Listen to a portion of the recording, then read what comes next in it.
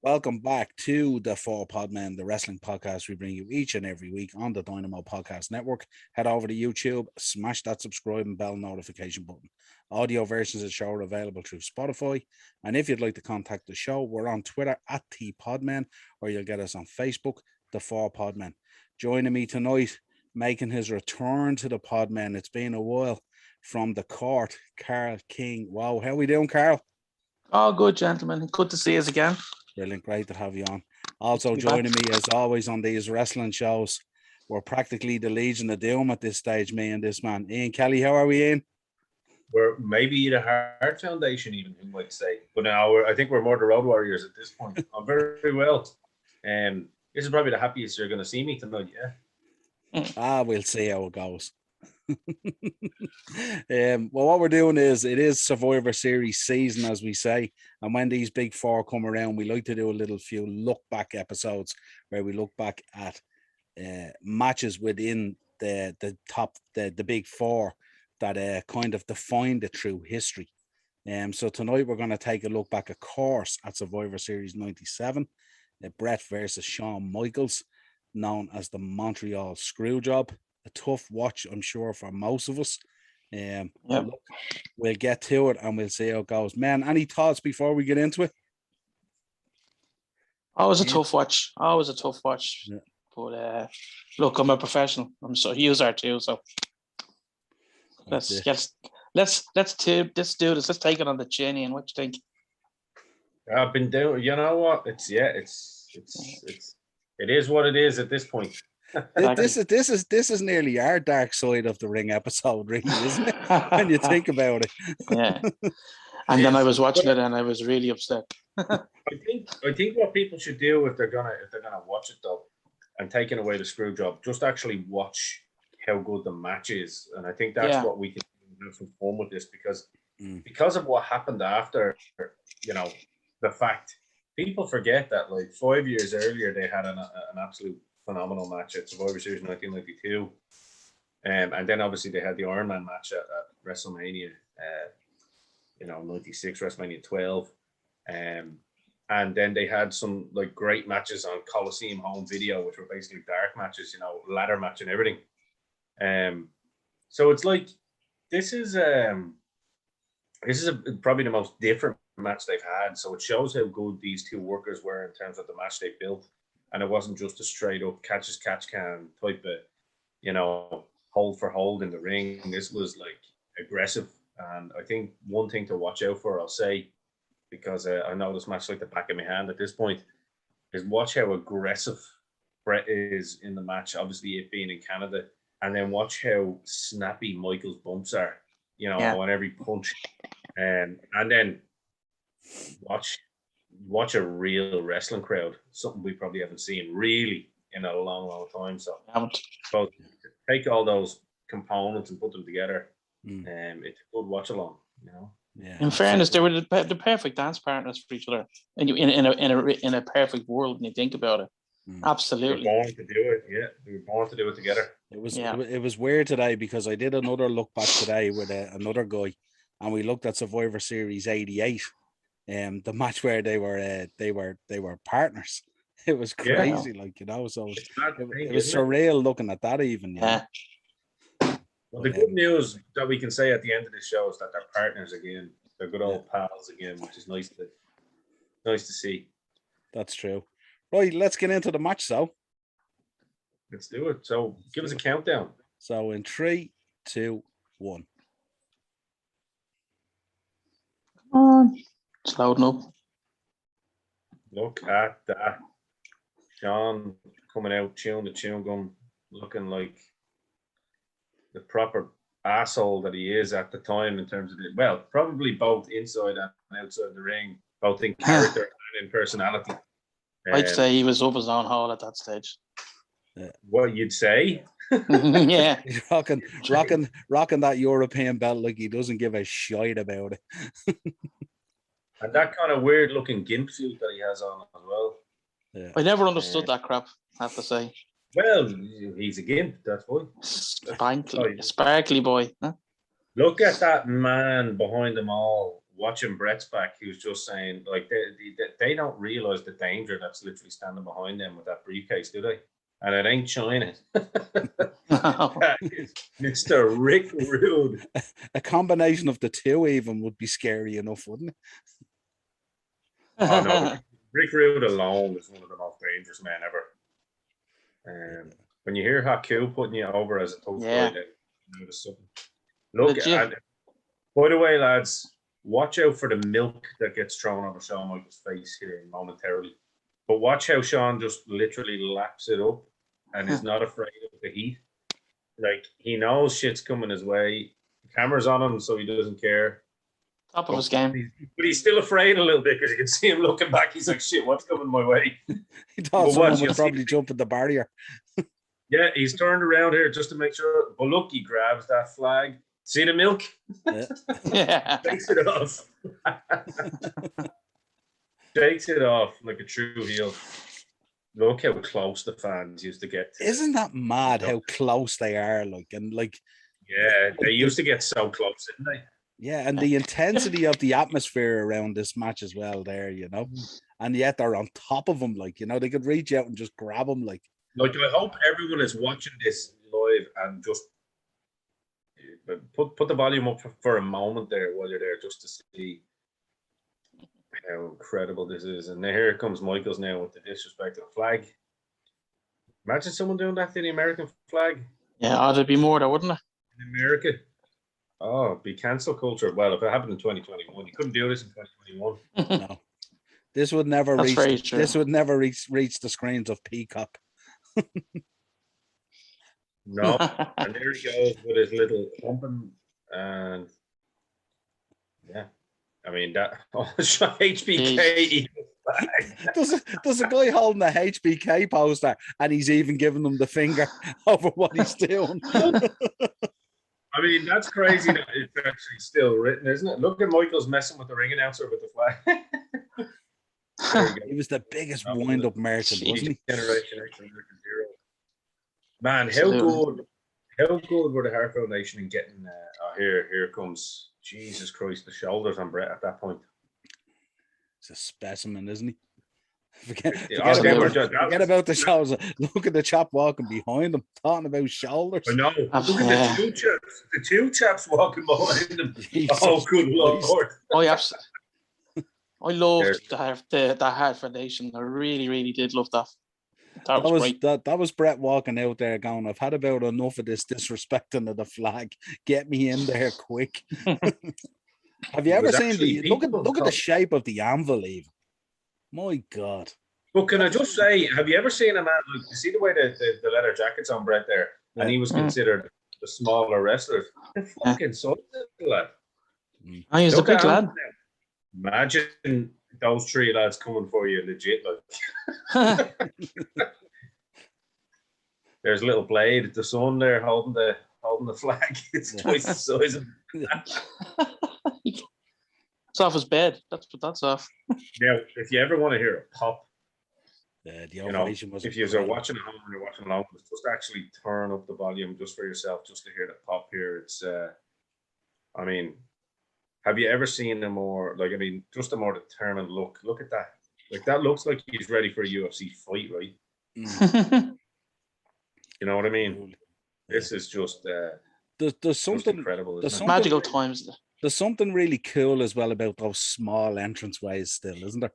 Yeah, it's just like so cool. Intimate. Yeah. It's kind of like, when you have you go and see a band in like an arena, there's always something a little bit better and more intimate about it versus seeing them in, the open, in the stadium, because the sound, the atmosphere. And look at Jesus Christ, that is just incredible. You're looking at the greatest WWE champion of all time right there. All time. Champions champion. Yes. Shawn Michaels is powdered out to the ring, playing the scared. Well, he probably legit was scared. It's mad when you look at the scene around the ring with the fans, isn't it? It's nearly ECW-like, isn't it?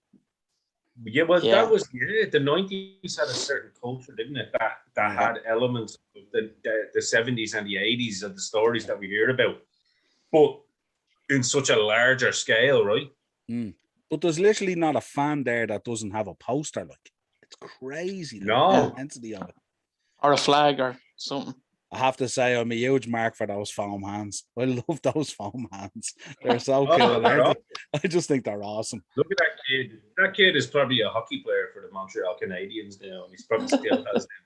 That kid bought a gaff out of those glasses. He looks the type, all right, doesn't he? Yeah. Isn't it mad when you look at like the belt around Brett's waist there? Like, you know, you see that belt around some lads and like they can't, like it looks huge. It's just like that's a Saturday night costume belt, you know what I mean? Yeah, absolutely.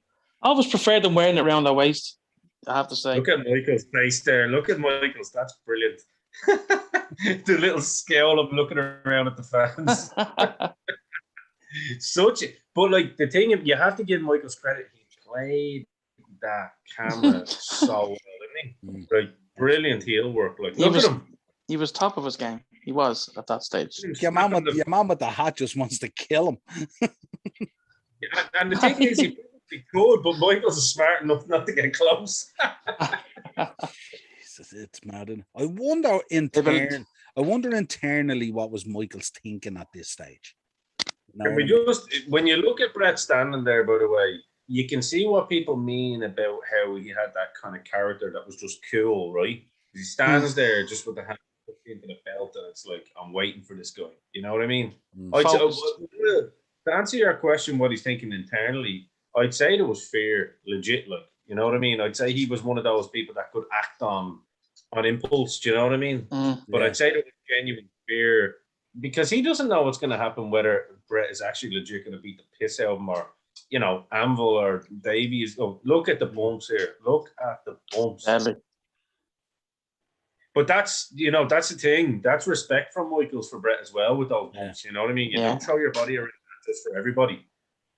You know, it's he could sometimes oversell too with the messing around. You could kind of see where CM Punk came up with that recently, didn't you? That it doesn't always hold up in terms of he can oversell a little bit. But I mean, that's not taken away from just how good he was. But he could oversell, I think. It was kind of his thing, but I think really. Brett wasn't was able to. Yeah. Well, it was, 100%. It was it was like Mr. Perfect, but like on drugs, and that's saying something. But the great thing about Brett, he could roll with the punches to show them how and control it enough to make it kind of look a bit more believable. You know what I mean? Yeah, lads, how would you rate? I've always been a big fan of Brett's punches. What do you reckon? I always thought they looked really snug and legit. Yeah, absolutely. Almost like Adrian Adonis was another guy who had great punches. Yeah. Great delivery, yeah. It's a kind of movement of the body as you come into the punch, isn't it? Really, is putting the whole body into it, so it looks legit, exactly. But the hand is like this. You know what I mean? He's catching them with the palm. Look at these fans; they just definitely want to. You wouldn't see that now. No. Not a chance. I wonder did someone get a cheeky hair pull or like a pinch of a bit of. You wouldn't find much body fat on Michael's, but did someone try a little sneaky pinch or something? You know what I mean? Jock him. Yeah, jock him. Look, in fairness to Brett there, he's been he's been smart there. You know, he's actually taken Michael's out of that equation there. Yeah. Because obviously, as a professional, he knows that it's probably getting a little bit too rough and ready in there. Do you know what I mean? Yeah. Getting a bit intense. And obviously, well, he doesn't want Michaels to die right there at that point. He probably regretted it later. He probably said, I should have left him out there. Should have left him to the Sharks, yeah. Let's look at this a different way. I wonder what was going through McMahon's mind when this was all going on. Look, when you look in hindsight, lads, look at the way Slaughter's there and Briscoe and McMahon. Yeah. The whole time following the match. That tells you there's a red flag, right? When you look at it back. You look at it now, You know, that it's something kicked off. Yeah, he had plenty of cover. Yeah. I still don't think that cover would have done much with the backing that Brett had in the locker room, to be fair. Briscoe might have been up showing Michaels a few holes, but I don't think that would have done much for him, to be fair. Patterson probably just doesn't know what's going on. He's been told to be out there because, I mean, as far as I'm aware, Patterson legit knew nothing about it. And that makes sense, doesn't it, Noel? Yeah. Yeah. Look at all the referees.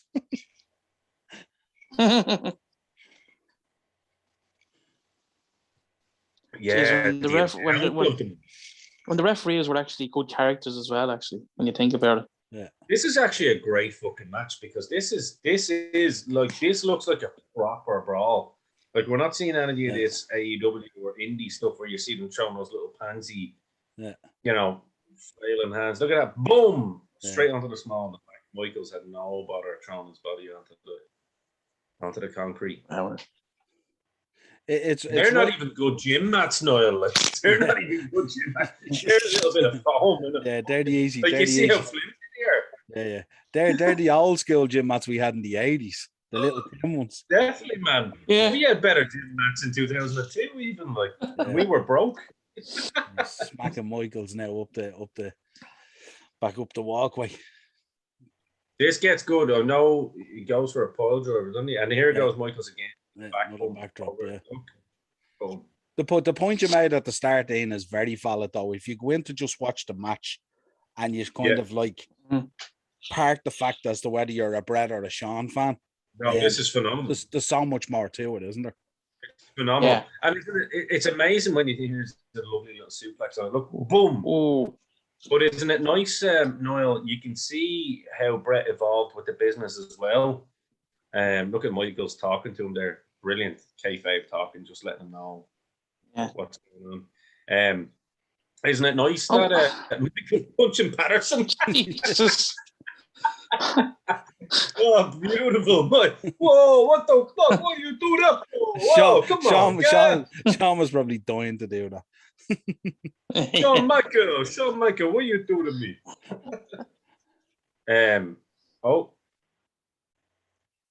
There we go. What's going on? Look at Briscoe standing there. Tim White, was it? Yeah.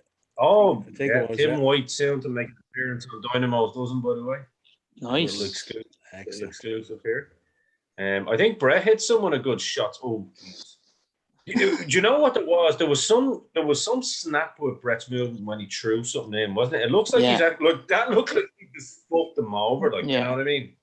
Yeah. And I suppose Michael probably had no choice but to go with it. But that's why he was so good, though, lads. You know, just the way he delivered things. Really. Well, the two of these guys, absolutely. I mean, like we talked, Noel, about people talking about one of the greatest matches ever in WrestleMania history with Austin and Brett. Isn't it amazing how he was able to evolve from that technical wrestler, but he could have those brawls to brawl? Yeah. You know what I mean? Because like you look at this, if the aftermath of this match wasn't what it was, you would be saying that this is one of the best brawls and probably be up there with WrestleMania 13. Yeah. You know what I mean? That's what I meant by the start of the match. Look at Vince. Brett gives him a little finger here soon, I believe. Oh, look at that. Michael's selling it properly, and there's a look that probably he gets later. Little did Vince know, about an hour later, he would literally have a dislocated jaw and a broken ankle. The power of the punch. Well, when you look at that point, the other way Vince likes to consider himself a hard man. Yeah. Brett was the bigger man there, wasn't he? Absolutely. Oh, yeah, absolutely. It's mad looking at the crowd as well, isn't it? There's not an empty seat in the place. Yeah. No. Like the whole rafters even there. Yeah, if you look up, you're going right up. The place is packed. Right to the tippy top, man. That was. And then you would, like, how would you be willing to let someone like Brett go? Do you know what I mean? I know. I mean, that's your draw. That's what drew this money in this match. I always say it though, and I've said it to you before. It's crazy that WCW had him and they did nothing with him, really. Especially after this. Do you know what the worst part about it is, Carl? I look at this, right, and I heard Brett and Michaels both say that they could have had so many more of these matches. Like this feud was only starting to build and get hot. Like this could have been a whole rivalry. This could have went into Royal Rumble where one of them wins, you know. one of them wins the Rumble and we go into Mania and we get that main event again. I mean, good Lord. I love those snappy leg drops, lads. Yeah, they're deadly. It's mad, yeah. And because there's no huge telegraphed elevation, it's just a snap leg drop, like, you know, it's like that was one I used to steal. It was always my favorite. I didn't like that big, you know, it looks good when you get someone like Hogan do it because he's 6'7" or whatever. Yeah. You get a shorter guy and it's just that little drop onto the ass and it looks like you've literally just got. But those short ones, it's like those standing drop kicks that are narrow in close. Yes. They look like the kind of thing you would do in a pub fight or a brawl or something like that, as opposed to the dramatics of the big air kind of thing, you know? You know, Brett was obviously in the ring with the looks. Do you remember the looks of Dynamite and all used to do that? You just do those snappy knee drops. Oh, yeah. By the way, just looking at there, how have you ever seen anyone faster run the ropes than Shawn Michaels? No. Jesus Christ! I think back to WrestleMania 11 when he wrestled Diesel, and you see how fast he was running those ropes. It was actually something that Balor pointed out to me one day watching it, and I was like, "Oh, good Lord, I see what you mean there." But even there, he was doing it with Brett, with the blood on Brett's knuckles. Jesus, his hands were massive, weren't they? Yeah. Oh, Jesus Christ. Face on Michaels. Such a good heel. Such a good heel. I love that little fist drop as well that Michaels used to throw in. Look at your man on the white, and the guy in the blue. They just want to kill him. Look at your man in the dungarees. Wants to kill him. And to be fair, and look at your man, that's a guy like trying to hold him back. Look. Yeah. And they look like they'd probably cause some damage to you. It's great when they could have licked that kind of emotion, wasn't it? Yeah. Oh man, this is when pro wrestling was red. Pro wrestling when it was pro wrestling, yeah. Your man in the Mankind t-shirt doing the minimal crotch chop, like the minimal effort. It's just look at your man in the white t-shirt. You're saying that. Look at him. Yeah. He's tapping Brett on the head there. Look, and Michael's just smiling at him. Look. Oh, Michaels is giving him shit back. In fairness, well, he's not doing too much. Oh, he spat at him. Did you see that? Yeah. Did you see that? Michaels actually spat at him. Yeah. That is proper heel work, isn't it? To be fair, if a pro wrestler spat at you probably would smack him in the mouth. Well, you'd want to anyway at that stage. Michaels he was probably hoping one of them would. And take him out and have the match ended. Like, sorry, Vince, I did my part. The lads at the barrier there, they look like they're nearly getting crushed. It's mad, isn't it? That's a beautiful move, actually. This is actually such a good match. Yeah. Jeez, here we go again now with the Canadian. But like you say, when you're looking at it from God.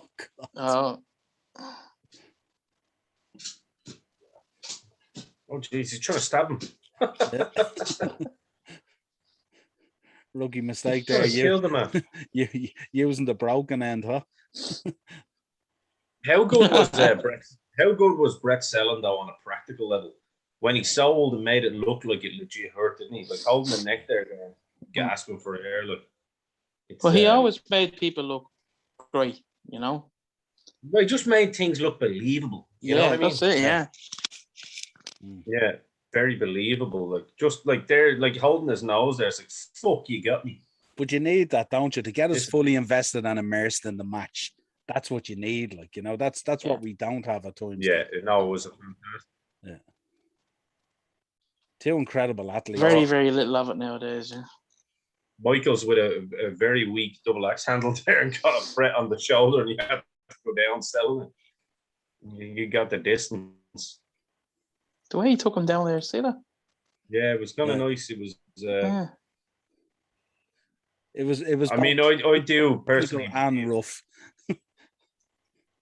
I think when I look at Brett's career, I do look at two guys there, and I think that there's two dance partners there that were just born to wrestle the Hitman, weren't they? And that was Austin and Michaels. Perfect. The perfect dance partners. Absolutely. Yeah. I mean, obviously, you know, we had those great matches with Mr. Perfect and stuff, and even with Ric Flair and all later. Like, but I mean, those two in particular. the matches with these two lads, and we're on a different level, you know.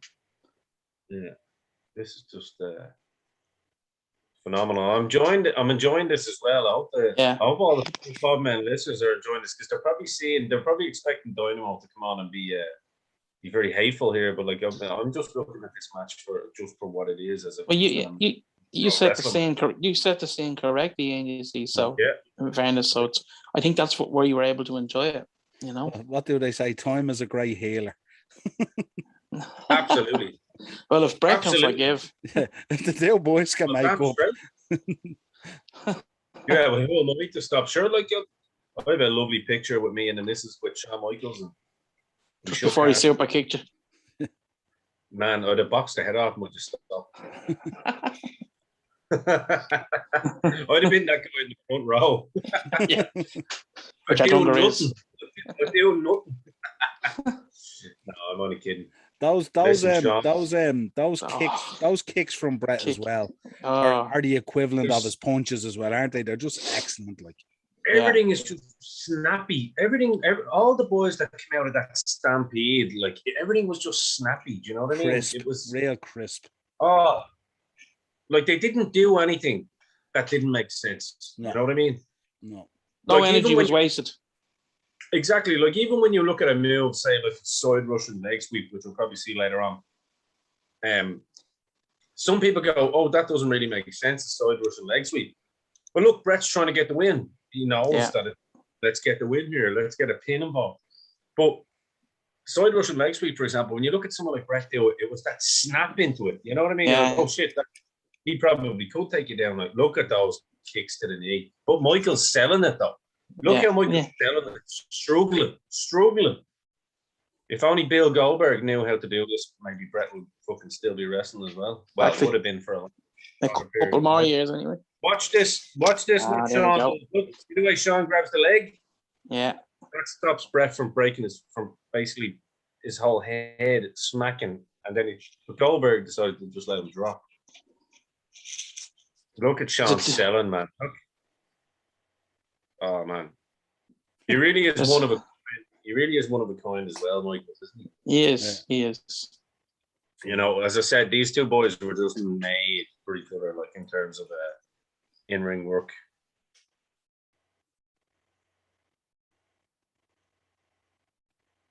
Jeez, how easy he just pulled him across the ring.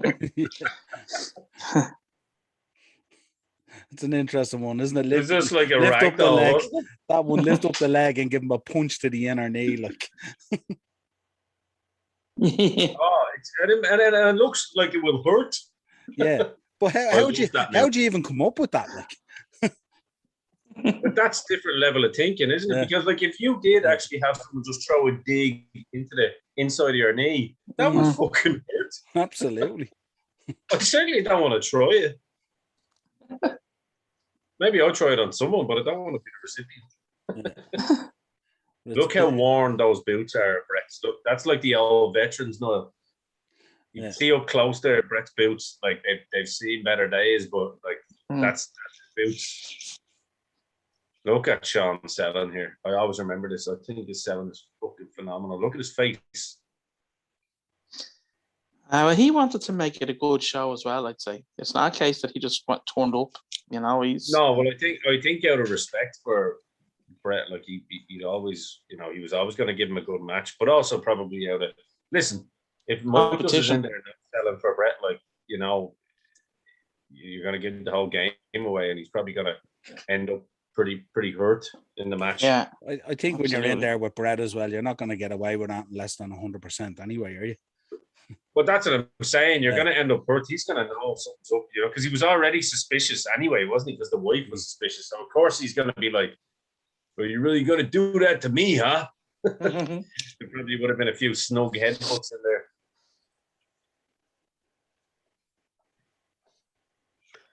Just a little inside thing. That's one of the most painful situations to be in when someone does reverse the figure four, believe it or not. Because sometimes lads do step up and sit up on it, and you're like, fuck, man. Come on. Because your knee is bent back up this way. So, like, it's the whole calf and the inner thigh, and you're like, the blood circulation just goes. So it's actually a It's a legitimate reversal. I'm sure everyone's tried it at home, but not a nice predicament. Here's the flip. Yeah. Here's that Michael's sweep. His knee over those fucking.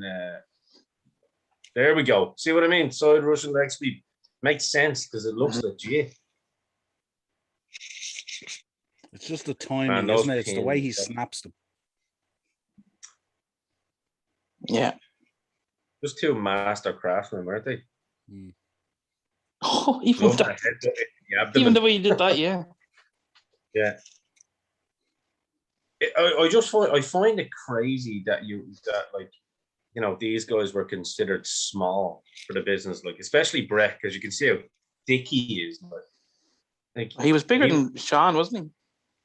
Ah, Jesus, much bigger. Like in terms, just look at the width of him. Like.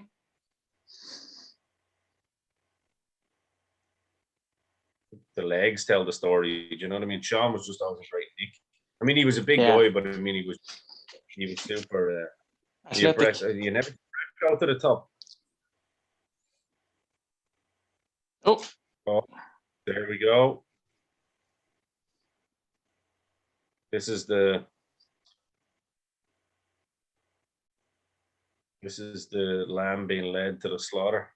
Yeah, starts now. Look at Michael's being the little weasel looking around to make sure that he has his backup out there. Look at him. You can see it. Like, and I know from being in a ring, you know exactly what you're looking for. Not that I've been in that kind of predicament, but you know what I mean? You just know what to look for. He's looking around. How uncomfortable Niall Hebner is. Shit. Oh, look at him. Wow. Yeah, absolutely. Look at Brett about to reverse it. Look at Sean. Look at Brett holding his ankle. Look at Sean. Like, come on, Vince. Come on. Did you see Hebner flying out of the ring as well? Sean, look how quick Sean. I'd say Sean was worried about the head of his ankle. Yeah, Jesus. That's spit. Did you see Sean acting it there, saying, "What the fuck"? Yeah. Look at Sean and look at that little nasty piece of shit with Sean there as well. What's he gonna do? He made sure he ran over straight away and grabbed the belt. He made sure. look at H there, the biggest weasel of the lot. Yeah, the way your man pushes him there. Yeah. Look at Jack Briscoe. Jack Briscoe will protect you. Jerry Briscoe. Well, Jack would protect you. Yeah, not Jerry though. Both of them. Those two were two legit badasses. Absolutely. There we go. There we go. Yeah, there's your flew boy, didn't it? Yeah. Unfortunately, we don't get to see the backstage shenanigans, but we all know history and we all know what ensues. We all know that Undertaker basically goes and gets Vince, who's locked himself in his office. It's unbelievable, as you said in the beginning, isn't it? Like, it was a heck of a match till that moment. Amazing match. Yeah. You know what I mean? And like, if that finish had been the way it was, and Brett gets the reversal on, and then the two teams come down, and good Lord, like, I mean, that's an amazing end to a match. And, like, they could have ended it properly. There was a way to end that. That was a perfect. I mean, like, the blame really does lie at Vince's feet there, doesn't it? Because when you think about it, like, if they did have that schmoz or whatever, and they know Brett's gone because he's still there for another 30 days, or I think it was even 2 months, wasn't it? He had 2 months left on his contract. Yeah. Like, you have so many ways to get the belt back. It was just like that was an ego of Vince who didn't want to be told no by someone, I think. Yeah. And I think he had bowed down so much to the clique at this point, hadn't he? And just allowed them to do what they want. Yeah. And I mean, I don't think anyone in history will ever get away with the stuff that Shawn Michaels was able to get away with. No. No. And, you know, for someone like H then to be the little snake that he was at that point, well, if he doesn't want to do business, fuck him. And then obviously saying to the wife, I swear to God, I have nothing to do with it. I was only watching that the other day, actually, that clip. Yeah. And you know, the thing about Triple H is, like, lays there uncomfortably in life these days. A snake is always a snake. A rat bastard is always a rat bastard. You know what I mean? As much as we give him credit for what he's done, he obviously has that in him. I'm of that opinion. Once you're a rat bastard, you're always a rat bastard. I don't know. I think people over. No, I think people over time can change. There's no doubt about it. I think so too. That's a certain period in time. Ask some of the NXT releases over the last 2 years, because they seem to have a similar opinion that they've been promised certain things. You know what I mean? I'll tell you. Yeah, but is that being driven? Yeah, I just don't know whether that's being driven by H or is it being driven by our friend higher up, and H is just acting as a shield. But instead of having her love him with H because he's the game man, he does all this kind of stuff. No, but I'm talking about now. I'm not talking about then. No, but history tells us the story that this man has done this over time. Because don't forget, when he got his moment in the sun, that was what he was known for. So all I'm saying to you is, what we see on TV isn't always it's like as well as that the way, and there's two sides to every story, but there's no side to that story. Well, not back in then, not then, no way. Well, this is very much two sides to a story, really, isn't it? One of which we agree with, and one of which we're horrified about. I remember that moment in Wrestling with Shadows when he was in the corridor. I remember with Brett's wife, and she's up in his face going, "You knew, Hunter, you knew," and he's like this, like a big bald boy. Yeah, old child. An animal is beside him as well, and you knew too, Joe. You knew, and he's like. So the only thing I'll say with Animal, I don't believe he did, because he was always very much, he grew up with with the Heart Foundation and all that. I don't believe he did. I'd say very few people knew about that on the day. That was honestly do. That was a tight circle, wasn't it? Yeah, it was very, very small. It was H, the Briscoes, Michaels, and Jim Ross didn't even know it. They didn't even clue him in. Yeah. Pat Patterson, obviously they wouldn't tell Pat Patterson because of the Canadian. Yeah, he would have. Him and Brett and all were obviously so tight that wouldn't have been allowed. So it's like, well, yeah, I mean, when you look at it, and I suppose history tells us a crazy story, didn't we? We look at Sean, went on to really have a nasty couple of years after that. Some people say that that's karma, which, I always lended myself to have that opinion as well, because I do think karma's real. Absolutely. And I don't take any pleasure in that. I haven't seen anyone get hurt or that, you know what I mean?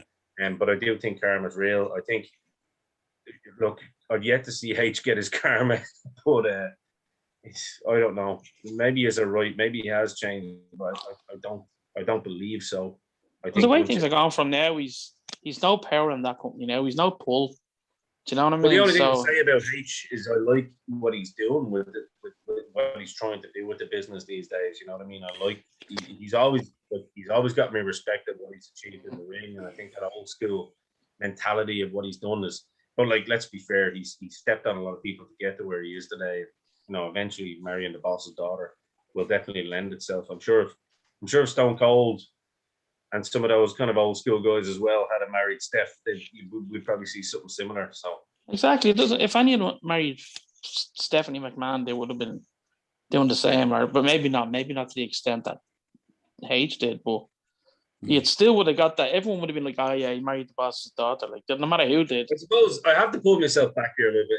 But at the end of the day, I watched that match with smiles, and I'm like, I'm getting heated now, and I'm like, I know H, Triple H, but like, God damn it, why did you do it, Hunter? Yeah. Imagine how I feel, and I love Triple H. You know that. Well, you know what the moniker is. It's then, now, and forever. So that sums it up perfectly, doesn't it? Very true. How's he doing these days, actually? He's back now. He's back. He was backstage at Raw the last 2 weeks. Good. But it's kind of like everything that he worked so hard for in the last 5 years has unraveled, hasn't it? It's just gone down the drain. Yeah. And maybe Carl's right. Maybe that is kind of his bit of karma or something or whatever. Yeah. It's like, shit, now I have to fight the Office the way they did. Maybe he looked back at his time and go, fuck, I suppose I had to put up with Vince more than anyone. So maybe his karma was Vince marrying into the family and having to listen to it all the time. I'm sure there's times where he's like, but that old man just fucking already. Come on. He'll never quit. That's the gas thing. Yeah. No. That cunt's gonna live till 50, haven't you? It's a scary prospect, isn't it? Well, it's after ruining that company now, I feel. Breaking news. It's going to happen. This whole thing, we've all heard on Monday Night Raw recently as well, that, you know, we had people power running the show. Yeah, right. People power. But you can only surround yourself with so much of these idiots. And obviously, Vince has had such an ego that he'll always go back to the yes men and just lick his arsehole and tell him how great his biceps look, you know? And it's all well and good for Bruce Pritchard on his podcast to be like, oh, Vince, your biceps look really good today. Oh, I'm like, you're the same little rat that he is. You know what I mean? Just in a different way. Like, you need people like Bischoff and Jim Cornette to actually tell it like it is. Do you know what I mean? Yeah. Richard is probably one of the biggest liars in the history of wrestling. The lad doesn't know how to tell the truth. I think his life depended on it. So, and look what kind of show he's run. They're shite because, and that's nothing to do with his skills. He's obviously got skills, but they're there just to appease the old man. And unfortunately, the old man, when he didn't have that creative beside him, and I think the biggest piece was always Pat Patterson, without a shadow of a doubt. And when he didn't have that little group around him, like Cornette, Patterson, and Pritchard, when he was allowed to actually help him, it just shows. Look again, once again. You know, I say it every week. I'm going to bring it back again to home. Balor is once again just mid card, just nobody. What purpose is he even serving there now? That's the thing. We don't know. Like, a top rope killed his fucking momentum. You know what I mean? And that's it. So it's like the act of God. Yeah, I mean, the act of Vince. Yeah, I mean, I personally do believe that he will sell up. I don't think he's actually willing to leave it to anybody. I don't think he loves anyone enough to leave the company that he loves more, probably than his own family. Yeah. To anybody. I don't know whether you guys agree with that or not. I think he loves WWE and what he's built more. I think he does. Yeah, I don't know. Which is fair enough. Yeah. Which is fair enough. You know what I mean? This DPN gets off the ground, there might be some fucking... You're fired. You imagine. Well, listen, gents, an absolute pleasure having a Survivor Series look back with us. Yeah, it really was. I picked this one purposely because I knew it pulls on the heartstrings a little bit, but a phenomenal match. Yeah. But intended, right? Absolutely. But this has been your 4 Podmen look back at Survivor Series 97. Shawn Michaels versus Bret Hart, the Montreal Screwjob. As always, leave your comments in the episode. You can contact us on Twitter at @TPodmen. Head over to the network, Dynamo Podcast Network on YouTube. Check out all the fabulous shows over there, from Carl on the Slab, Kingwo's Court, all that good stuff over there, Irish metal music. Ian, of course, is on every second show on there. He's involved in On the Slab, Dynamo's Dozen, The Flaming Puck, The Chelsea Roar, to name but a few. Check out Ted's good stuff over there as well. Retrotainment Recast. As always, we have football with the upper tier. Get over there, support Irish podcasting, and we will be back with you again real soon. Cheers, man. Best network on the planet. Absolutely.